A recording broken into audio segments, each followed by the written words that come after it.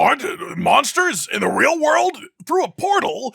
And giant ancient technological pillars in a big desert?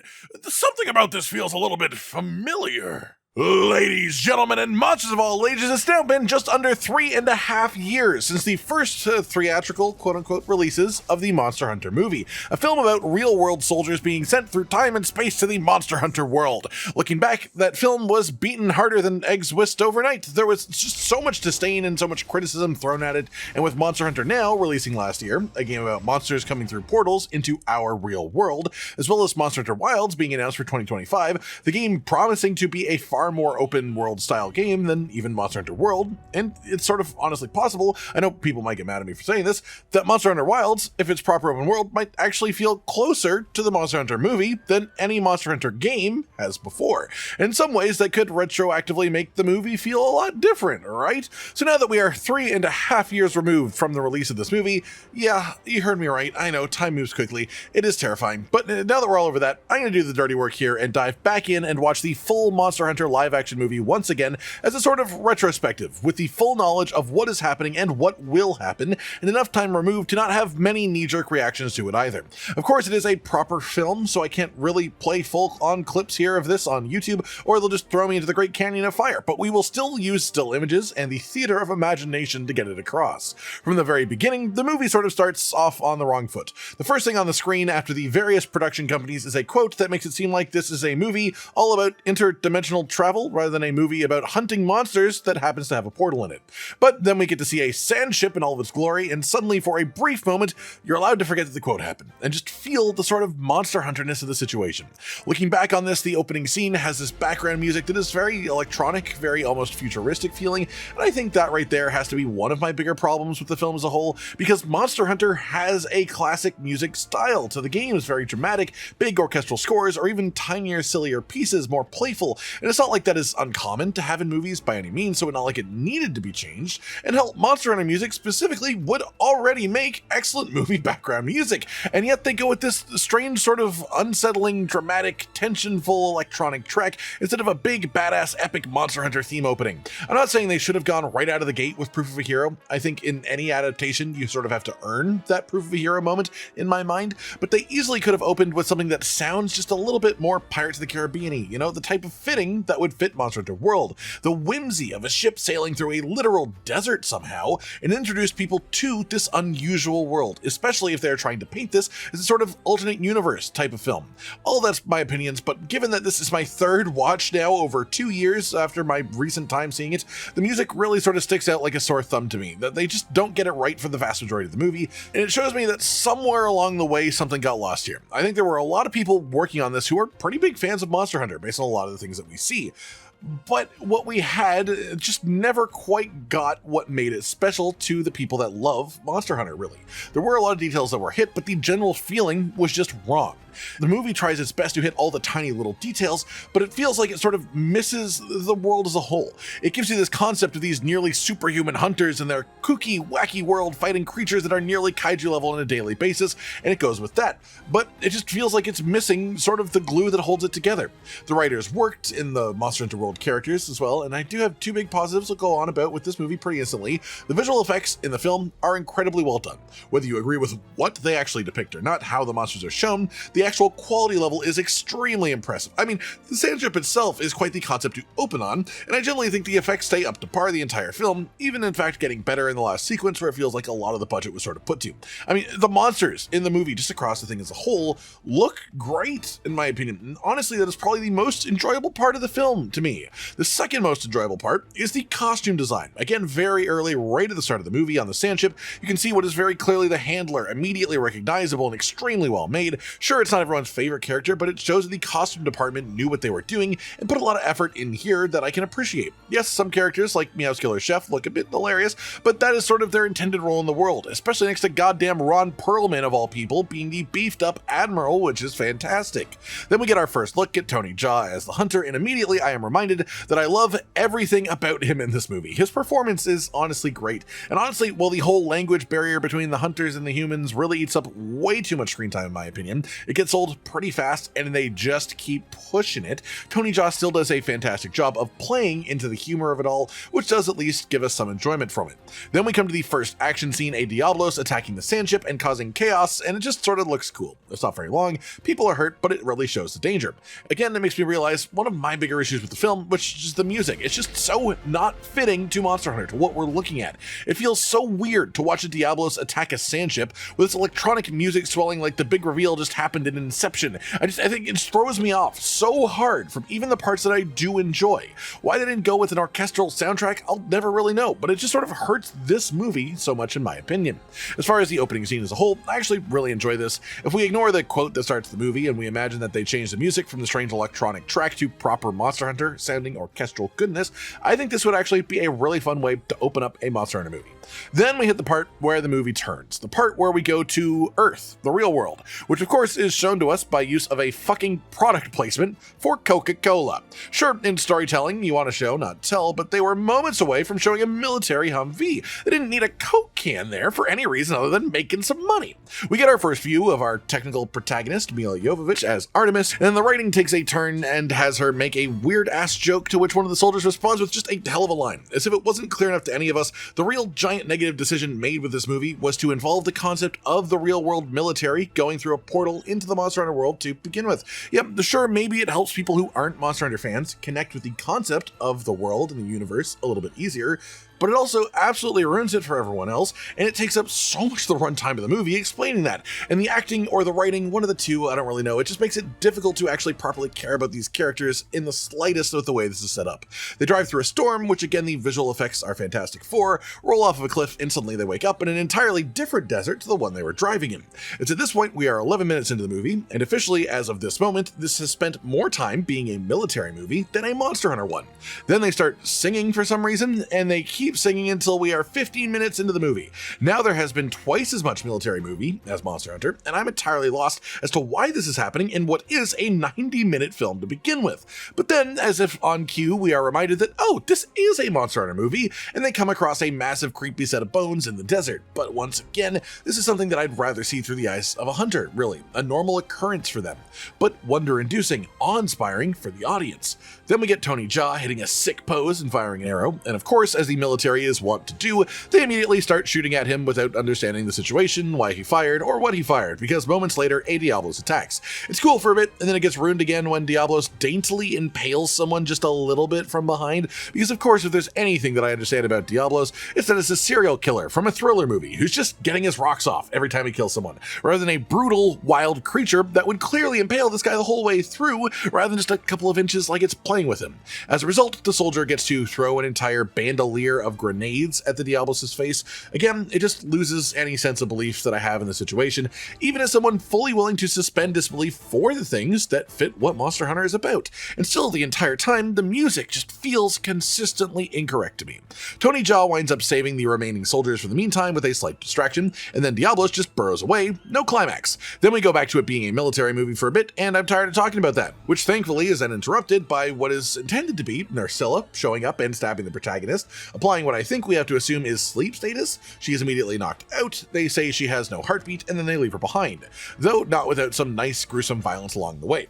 Artemis slowly realizes after waking up that there is only one other soldier left. Thank God we are almost done with the military part of the movie, right? Well, the way the last soldier goes out is alien-style spiderlings hatching out of their chest, and this is just messed up as hell as far as I'm aware. There's not even anything in Monster Hunter lore to suggest that Narcilla reproduce this way. Kezu do, but it's not a Narcilla thing. It's just a liberty that's taken in the movie for some strange reason to build tension, sort of like the fact that in this movie, Narcilla is like a swarm hive mind creature rather than just one big imposing foe like in the games. That said, now we are 30 minutes into the movie, the military portion is completely done and dusted, and we get to just enjoy some Monster Hunter, right? Well, no, because now we get to watch Artemis just sort of wander around for about 7 minutes straight, with one little moment where she throws a rock in the sand, and we get to see that beautiful Diablo's face pop up again to show that she can't walk there. Eventually, she finds her way into a fight with the hunter, who, according to the subtitles, is speaking a quote-unquote alien language. Alrighty then. They fight, and Artemis surprisingly holds her own, considering she is injured, and hunters are strong enough to literally swing greatswords around. But I can deal with this if it leads to good things, but it doesn't really.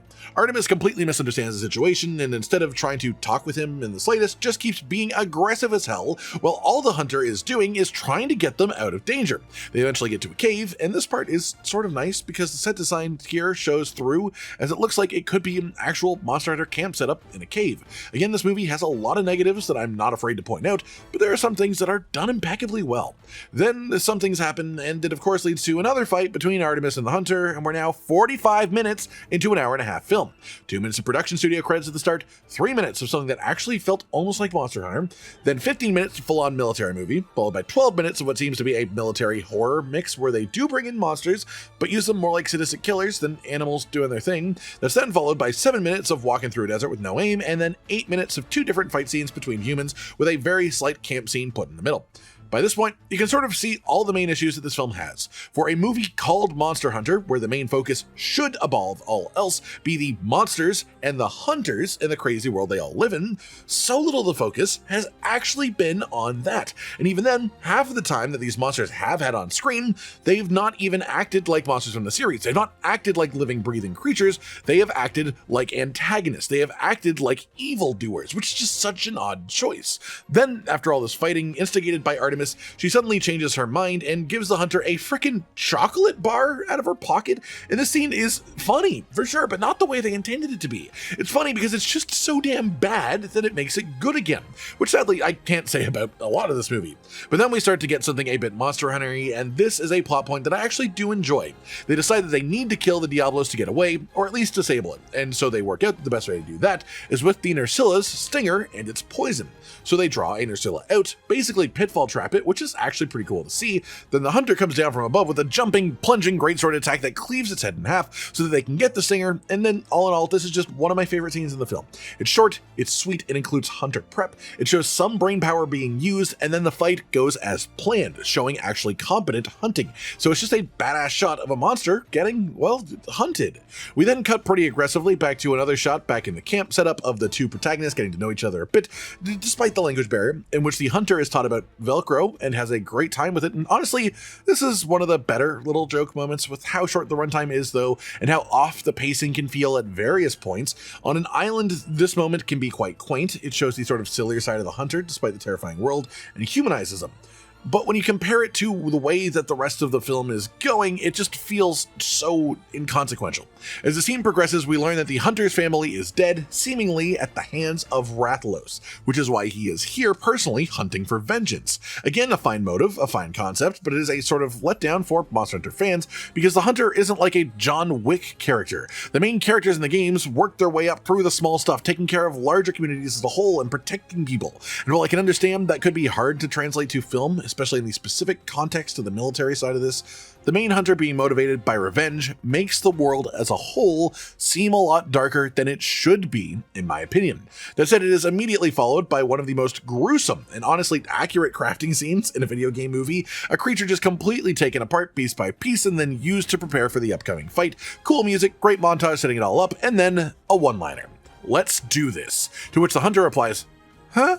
Because he doesn't speak English. Again, this is one of the better moments. It is genuinely a bit funny, a bit of a misdirection. The one-liner after a montage before a big fight is such a classic thing, and they use this moment to just play a joke off of it. Some might say that it interrupts the pacing of a big action scene about to happen.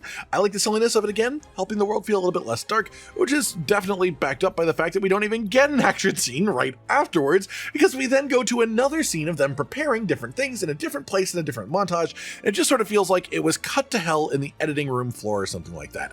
Like they do prep in a montage, then have a cool one-liner like it's leading up to the fight itself, then do another preparation montage. I don't know if this movie was supposed to be like double the length that it wound up being, or maybe they just made a lot of changes to the script along the way, but it feels so strangely ordered and paced in different places, especially places like this. That said, this is where Artemis learns to properly use hunter weaponry, starting with a slinger, which is genuinely fun to see implemented in a live-action setting, and then it's just sort of full of fan callbacks callbacks all over the ship area, tons of game accurate set design and costuming, the weapons, even the dual blades designs are straight out of the games, and then once again we have a little joke moment, and then out of nowhere we cut to the Diablos approaching them and the big fight about to start. And again, it just feels like the scene was placed out of order to me. The scene itself was fun, but more than a bit confusing as well. It feels like all the thought here was put into drama rather than, well, thought, because they start by launching a barrel into the sand to essentially distract the Diablos, calling back to the rock throw from earlier on, and once that is done, they run to the correct position that they actually wanted to be in.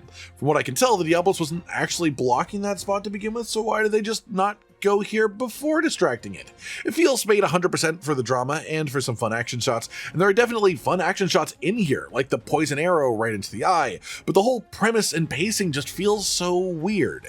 The hunter runs off to be bait, and it is then Artemis taking a solid minute and a half of film runtime to get onto a mounted turret that was 3 feet away from her. She distracts the Diablos, and somehow it doesn't notice that there is a hunter literally climbing up its entire body in a sprint to thrust the greatsword down into its skull, which then leads to it throwing Tony Jaa off, and Artemis just jumps on and gets a final blow, just thrusting the sword further down. It looks cool, the shots are cinematic, the Diablos sounds great and looks good too, but again, it's just the pacing and the setup of the fight as a whole. Again, what feels like just sort of days of prep time shown through multiple montages for what felt like an extremely unprepared gambit of a fight that relied heavily on luck and just had sort of bad tactics behind it to begin with. And this is probably the second biggest fight in the whole film. That said, we then see Artemis carve on a full section of scaling off of the Diablos in order to carry the hunter in like a sled through the desert, which is actually sort of cool. She carries him towards the tower while doing her best to keep him alive, and he wakes up. This is of course followed by a further walking montage, once again that is 4 in a row basically, with small scenes in between. That's why this movie honestly just feels like a collection of different montages with a few full scenes that happen occasionally, but most of it just plays to the electronic orchestral mixed soundtrack with panning shots of different wildlife locations. That said, it's here that we reach the jungle, and we see a full-on herd of Apsaros, and this is quite possibly one of my favorite moments, personally, as someone who loves the small monsters of the series and the more peaceful side of Monster Hunter, as they just get to observe the wildlife. They talk the smallest amount about their ecology, then a Cephalos gets its fucking head chopped off in another moment of the hunter just being completely playful with life or death situations, and then of course, cooking the Cephalos afterwards on a classic Monster Hunter style cooking steak in a camp setup. And this is just one of those moments where it feels extremely Monster Hunter for just a couple of minutes. It takes its time, it slows down, and it picks the right moment of the journey to do so, to just make you feel like you're there in those moments in that world between the hunts. And this is just a really quaint and enjoyable moment in the middle of it all. In comparison to most of the other ones that are supposed to be like this, they aren't fricking at each other's necks, which makes it a lot better. Then night comes and Arathlos attacks the herd of Apsaros. The entire jungle is now on fire, and the hunter knows immediately what is going on. The stampede of Apsaros, again one of my personal favorite representations of a creature in the movie, is then interrupted by the Admiral fucking descending from the sky like a poorly edited effect, like it just edited a still image of him coming down to the ground from above. And it's just hilarious instantly to me. Something about the makeup design or prosthetics involved around his face in this costume is just not quite working as well as it should. It makes him look very much a bit uncanny valley, not quite like a human. And then just so much happens so quickly. We get the handler showing up and trying to be useful by bumbling around a bit in a way that you would expect from the handler. Aiden and the serious handler have to then save her and fix the situation. The Admiral and Artemis, meanwhile, are just sort of waving their weapons around while they're on fire to scare the Apsaros away from them. Then the Admiral, who by the way, who can speak English, just fucking punches Artemis in the head, and we move to our next stage of the protagonists once again mistrusting each other, with Artemis now in a cell. She somehow uses a bench that wasn't nailed to the ground to break a metal lock, don't ask me how because I don't know, and then proceeds to the kitchen where she meets the Meowscular chef, who just looks absolutely terrifying and quite possibly my favorite of the character representations within this movie, even doing parts of the meal preparation cutscene from the Monster Hunter World 1, which is really fun. There's then some weird exposition talk about how others have come to this world from Earth before, and that was a main thing that the Admiral was actually here to study and part of why he is here right now, specifically the Tower and the ancient civilization. And this is where things get really funky because any Monster Hunter lore nerds out here lost their shit at this exact moment. This was when the movie went from it's bad to oh god, that's a travesty. Because the Admiral goes into tales of legend about how the ancients were masters at traveling between these two worlds, Earth and the Monster Hunter world. This completely redefines what the old lore of the series is. It redefines what the technology actually is that we see in the games. It just upends everything. Before the movie, there is no implication that our human Earth has any ties at all to Monster Hunter. After this one scene, it is implied that the ancient civilization on the Monster Hunter world had direct ties to Earth. Mystery is implied, and along with later scenes, some things are seemingly laid down for a potential sequel. As well, Monster Hunter now exists, which is a very similar concept, even if it wasn't made quote-unquote from the movies. The developer said that it wasn't made from that. And as you can imagine, though, a sequel to the movie probably seems a little bit unlikely at this point. It is then implied that Rathalos is one of the deadliest creatures in the Monster Hunter universe, near unkillable, and then we prepare for the final journey. There's then a ton of people that we have actually never even met on the ship that we leave from, cheering you all on. Like, who on earth are they, and why have they not been any part of this movie? And again, to bring up the pacing, we met the Admiral 6 minutes ago, an hour and 10 minutes into an hour and 30-minute movie. We saw none of these people. It just feels like whole sections were left behind that would have made the world so much more real and lively. Also, again, another shot of the Admiral doing his best impression of a thwomp from Mario. Please, somebody free this man of his goddamn set makeup. Then we proceed on our final walking montage. The last one. More epic shots of sprawling mountains to dramatic electronic music, massive CGI shots of some interesting architecture, and now suddenly it's night and a massive thunderstorm, and as if we're just supposed to take it as a fact, the only words that are then said are, and I quote here, "We believe that the lava powers the machinery within the tower. It's controlling the storm." And that's it. That's our setup for the final fight. Oh, by the way, it's making occasional small portals to Earth as well, so you can maybe get back through this. Again, the setup here is just so weird, but there is some dumb fun to be had in the action as well, and to really try and drive home how scary Rathalos is, they find glass in their future battlefield. Glass that was created because the Rathalos' breath is so hot that it straight up turned sand solid. One final little threat, one final bit of tension before the beast descends. And that tension is solid. Again, a ton of great costume design in these scenes as well. A lot of accurate Monster Hunter weapons in the background. It's lovely to see them. And then the fight happens. First things first, I feel like half of the budget, if not even more, for this movie went into animating this Rathalos, because by God, he does actually look gorgeous. The fire effects are really good, and the actual action shots, again, are done really well cinematically, but it really sort of loves itself in this moment, without a way to put it better. There is slow-mo in every single shot it gives you. Characters that we have only seen for literally less than a handful of minutes in the movie, getting cool action shots and undeserved badass death scenes, not even necessarily deaths, but they're just being thrown aside to try and create tension. Then just when you think Artemis has hit the lethal blow on the Rathalos, not only are we shown otherwise, but she then immediately gets transported back to Earth. Wait, what?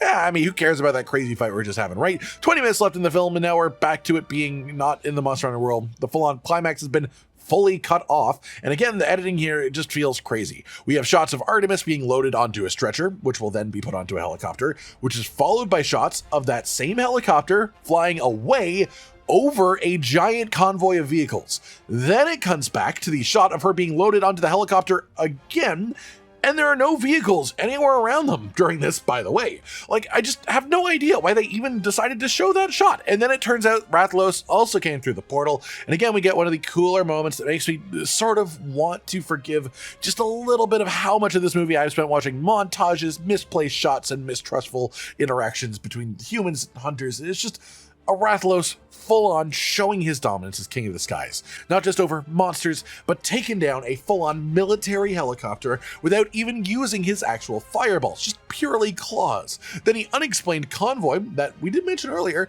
actually shows up again from the other direction from what they were traveling, I think. Why is there even a giant convoy here? I don't know. They're there to make the battle look cool, and they just get instantly cremated by fireballs. I have no understanding of the layout of this battle. It's completely chaotic. There are a million cuts, and some of the shots do look cool, and some of them just don't help at all. I want to enjoy the hell out of Rathalos destroying a tank with nothing but its beak, but it just doesn't feel earned. The moment itself is fun, but it doesn't feel deserved. Then Rathalos rips the wings off of a frickin' plane, and again, I'm just being pulled back and forth so hard. The part of me that has watched the rest of this movie up to this point is sort of just irritated at everything leading up to it. But the part of me that loves Rathalos and loves explosions can't help but get some enjoyment of the sheer absurdity of this moment, which, by the way, ends with Artemis using the slinger to launch a grenade she primed by burning her own hand in fire to shoot it down the Rathalos' throat. Oh wait, that doesn't actually end the fight though, because the Rathalos pulls a "oh no, I didn't die," comes back to life and attacks again, but thankfully Tony Jaa apparently also came through the portal at some point during this last few minutes of fighting, and once again pulls his moment of getting the final blow on a monster after disappearing and then coming out of nowhere to do the cool shit. Then the Admiral shows up, the thundercloud comes down, and you can't even relish in the fact that the Rathalos is dead, because here is some of the clearest sequel bait you could imagine. Gore Magala flying right through the portal, not even a moment's rest. Fighting is about to begin. Slow-mo action scenes. Also, by the way, the hunter now has an insectlave too. Then that's just it. We cut to the title and the credits, and of course, because it's the world now and the way that the world works with movies, there is a post-credit scene which has the Gore Magala teleporting back to the Monster Hunter world, a mysterious hooded figure watching from atop the tower, and then the Meowscular chef running in to help fight. The thing is, this is the type of stuff that really hurts me about this movie, because it feels like a lot of people who worked on it actually care a lot about Monster Hunter. Some of the characters were done so well. The costumes are genuinely very, very good. Some of the detail in the set building and the monster animation is nuts, but it is also clear that some of the people cared less. And I do think it stems a bit from the production side of getting someone to actually even back a Monster Hunter movie to begin with in the West is tough. In the end, I think there are two major things that really just sort of torpedoed this movie from the beginning. First, the basic premise, being the classic soldier isekai'd into a strange world. Like, it feels like it wants to be Avatar almost, and I can sort of see the vision for it, but it just feels like it inherently doesn't trust the Monster Hunter world to stand on its own merit. It even dives into established things in the Monster Hunter world, like the ancient civilization, and tries to repurpose them for its own goals. Like, it feels like they think that the movie would never work without rooting it in our world as well. And I just think that's sort of insulting to audiences more than anything. Like saying there is no way people could feel any sort of sympathy for hunters without it being somehow connected to a literal earthbound human to see how they react to everything here. That said, that may well have been a requirement for the movie to be allowed to be made to begin with. That is entirely the type of thing that some production company bigwig would say needs to happen for the film to just exist. But even if we give it the benefit of the doubt on that one, it just sort of falls apart on the editing and the pacing of it all past that, in my opinion. It clearly tries to cater to Monster Hunter fans. There are so many nods, so many hints, so many beautiful little Easter eggs, but it's just surrounded by, quite frankly, a mess. Artemis feels like they could have been written quite a bit better, but they did the best with it they were given, I suppose. I definitely did enjoy the Hunter's humor sometimes, though at other times it felt a bit forced, and by the end of it, I got a bit sick about the unmatching languages bit. It got old. A lot of the scenes felt a bit jumbled in their placements, montages, then one-liners, then back into another montage of the same thing, 3 scenes in a row of pure talking and arguing about the exact same thing, different fights in the same location, different locations, but the same fight with the same people, and it just doesn't get resolved, and the movie is too short to spend so much time on these things that don't matter. While the action is visually enjoyable when it happens with the monsters, the narrative of the actual situations is a bit hard to follow, or at least hard to accept why this would be their preferred way of taking it on. All in all, the movie is sort of crazy. I think there are a lot of bits that I appreciate more over time with more rewatches. Some of the bad bits now feel like they are so bad that they go back to being sort of funny. Some of the intentional humor actually hits a little bit better. And I think it's because originally there was just so much irritation I felt towards it being the first shot we got at an actual Monster Hunter movie, and ending up with this. Don't get me wrong, it's not what I would consider a good movie even now, but I think it is still something that every Monster Hunter fan should see one time, you know? As long as you go into the experience knowing what to expect, knowing that it will be inaccurate, it will be messy, it will be weird, but there are some parts of it that you could argue are worth the struggle, like the whole end action Rathalos sequence. It's just so cool to see. It's just too bad really that the movie released in 2020 as well, so I can't even say that at least it let us see these monsters on the big screen in movie theaters, because the vast majority of the world wasn't able to go to movie theaters at that specific point in time, let's say, for a reason I'm sure we're all well aware of. And that's pretty much it then, everyone. Just pretty much a scene-by-scene breakdown of the Monster Hunter movie with the further context of 3.5 years of time passing since its release, as well as the context of the newer additions to the Monster Hunter game series since the film as well. I hope you've enjoyed this, and of course feel free to leave your own thoughts in the comments down below. Like if you liked the video, subscribe to the notification bell for more, and most importantly, ladies and gentlemen, until next time, stay sweet.